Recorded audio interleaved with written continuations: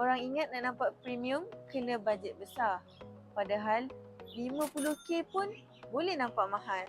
Tapi kalau tak ada design yang betul, 100k pun boleh nampak biasa je. Sebenarnya beza dia bukan berapa banyak duit yang kita spend, tapi macam mana kita plan setiap detail.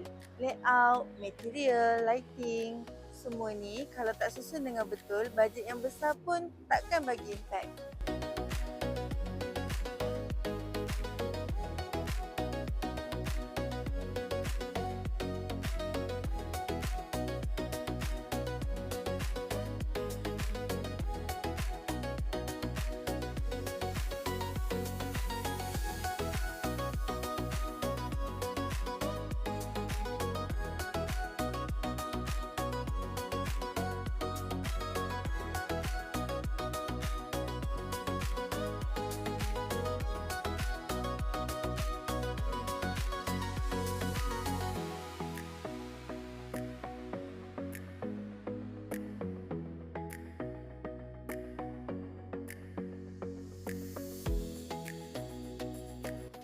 Desain yang betul akan bagi hasil maksimum yang terkawal.